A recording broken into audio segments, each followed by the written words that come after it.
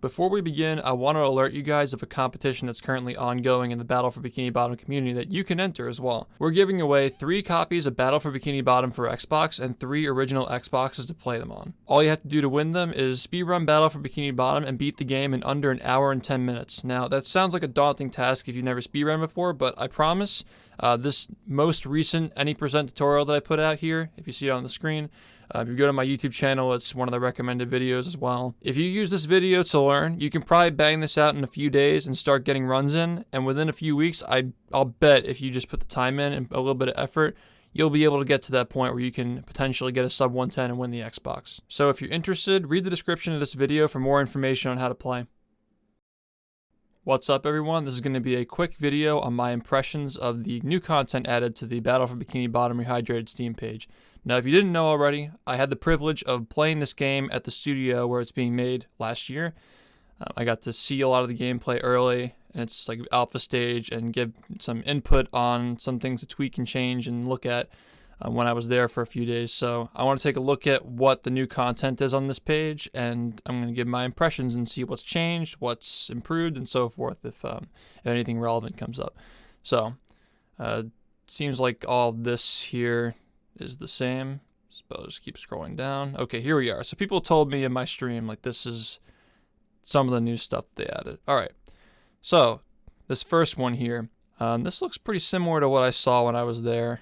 I feel like Jellyfish Fields, because this is Jellyfish Field Zone 1 that's being shown here, Jellyfish Rock. A lot of this stuff is, I think it was finished by the time I got there to check out the game.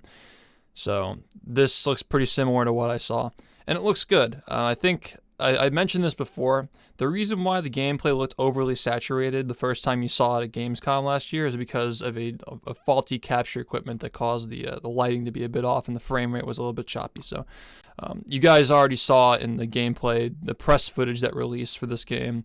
It was from PAX East, that's right. So at PAX East they showed all this, and I think most people were happy with the style of the animations for the dialogue and so forth.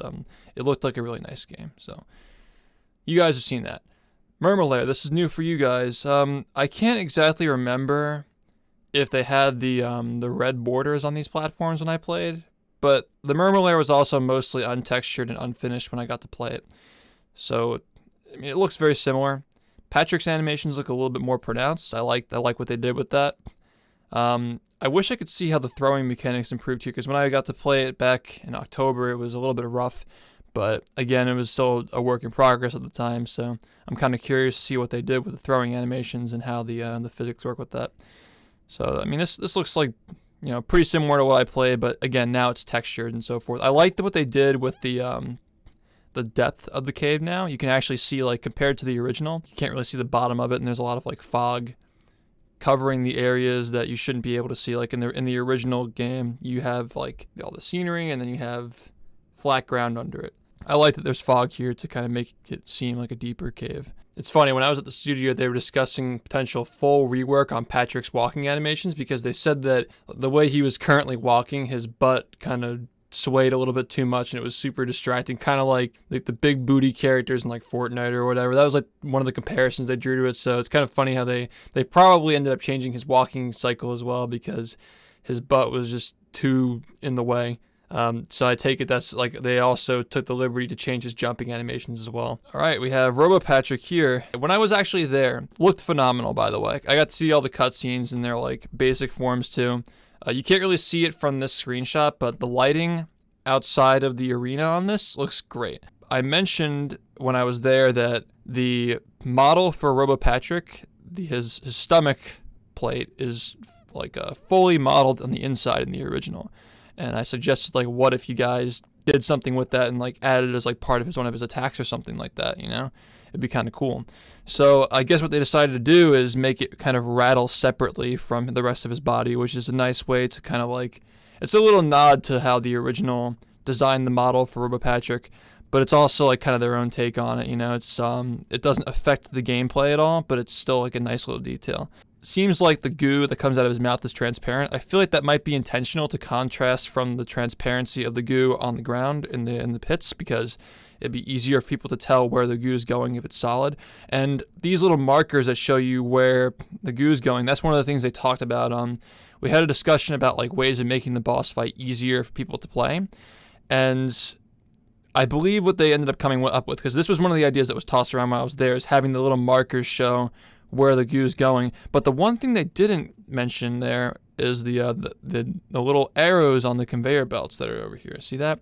So that helps. That's supposed to help the players see which way the conveyor belt's moving. And it seems like they're moving a little bit slower than they do in the original too. So again, accessibility features to make it easier for kids to play, I suppose. Again, like most of the adults playing this game are doing it for nostalgia, or maybe there are people who heard about the game through the speedrun and are now playing it for the first time on their streams after seeing how much work's been put into the game over the past few years. You know, it's like a lot of people are waiting to play this game because they want to play the remake, and they've already heard that the original is great from what we've been doing with it over here. So that's fun. This is all fun stuff. People are saying that that he looks a little bit different. It's going to get hard to get used to, but honestly, I think he looks pretty similar and pretty respectful to the original. A little bit more saturated, but that kind of seems to be the art direction of this remake, right? They're going for a more colorful, saturated look, but it's not overly saturated, you know. Now, another thing too is people said they were concerned with the design of RoboPat, but they were also saying it was because they think he doesn't look menacing enough. And to that, I actually disagree. If you enlarge and look closely, you can see that there's an open flap on his mouth.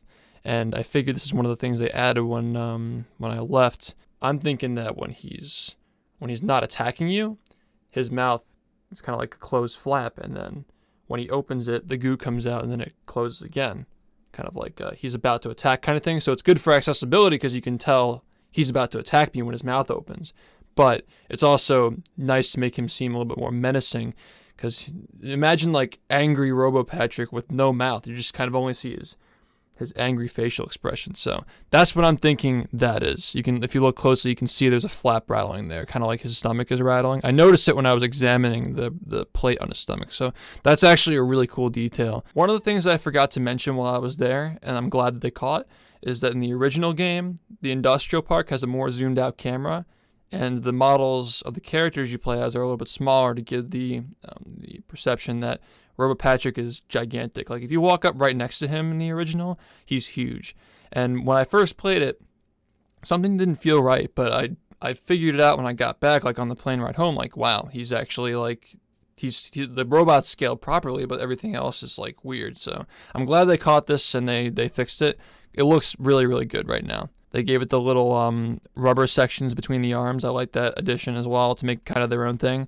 Because again, you gotta remember it's their game. They're trying to make it their own thing, and you gotta respect that too. So I mean, I like it so far. I like their style so far. Sandi's Dream. Now this is actually one of the levels that I didn't get to play when I was there.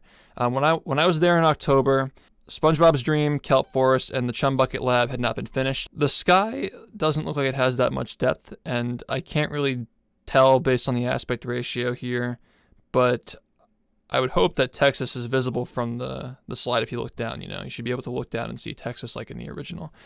I'm curious to see what they decided to do with it, but I'm just going to take a guess and just say this level might be unfinished. I think one of the additions they've made as well is they've made the slide a little bit wider to make it more accessible for kids, I suppose. And some people in my stream were commenting on the fact that the sliding looks really slow. And I'll tell you what, I did get to test the sliding when I was there. I actually got to sit down and help choose the values for the sliding to make it feel a little bit more smooth. And I'll tell you that this is, based on what I'm looking at here, this is the pulling back mechanic where you kind of brake by pulling back on the slide to make yourself go slower. It's in the original game, but it's not as extreme as in this one. In this game, if you push forward, you go way faster than you do in the original. And if you pull back, you go way slower. So you have more control over how fast you're going on a slide. So this is definitely the devs pulling back on the slide to show off the level in a much slower way so you can kind of take it all in. You know, that would make the most sense if you're trying to showcase a level. If you recall my video discussing what I saw in this game when I last played it, you'll remember that I talked about the motion blur that occurs when you push forward on the slide. So as you can see here, there's no motion blur, so it seems like as opposed to pushing forward or just leaving a neutral stick, they're just pulling back. So I think that kind of confirms the idea. But again, I don't know how it's changed since I last played. They could have done some accessibility tests that, you know, maybe some people who tested it said they didn't like the motion blur. We just don't know. But I'm just going to assume they're pulling back on the control stick. Another thing I want to talk about, though, is something that really bothered me in the original that I see they still haven't fixed here is Sandi's model. She's still in her her astronaut suit when she's in her dream that's in Texas. Like, there's air, you know? There's air in her dream, but she's wearing her suit. It's just, I feel like this is a perfect opportunity because they have to remodel Sandi in her bikini for the tree dome section as well. Like, they can just use that in here, you know? They had the special model for SpongeBob in the tree dome when he's all dried up. They can just use the Sandi model here if they want as well. But I'm sure there is still an improvement on the original here, because in the original, the bubbles would come out of the ground on these islands even though it's not underwater. I'm sure, like, obviously that was just a byproduct of all the levels by default having the bubbles coming out of them. And that just kind of transferred over to the Texas level as well. So again, what I would like to see, if this isn't the final product, is more depth in the sky, Texas down below, and Sandi without the suit on. Another thing too that I just realized I forgot to mention is that in the original game, every island in the entire level is shaped like Texas. And you can really only notice it if you're above the islands. It's like, I know this from like all the glitches and stuff that we do in the speedruns, but you can tell every single island is shaped like Texas. And I can tell based on looking at the remake that they kind of missed that detail. It's hard to tell, but I can safely say that at least the one that we can see in full does not look like it's shaped like Texas. Maybe they made the starting platform shaped like Texas and the Swingers Ahoy platform shaped like Texas, but yeah, that's another thing to add to the list, is that the islands are supposed to be shaped like that. Anyway, that's pretty much it for all these. If you want more actual news on Rehydrated, because I'm not going to leak anything that I saw there that I wasn't allowed to talk about, and I'm also not going to talk about leaks because it's not verified information, but if you want more official news with all the bullshit cut out, you can subscribe to this channel, and I'll be posting more Battle for Bikini Bottom related content very frequently. If you want to watch me on Twitch, you can check me out there on twitch.tv/shift, all right? I hope you enjoyed this perspective of the new gameplay from an early tester of Rehydrated, and hope you have a good rest of your day.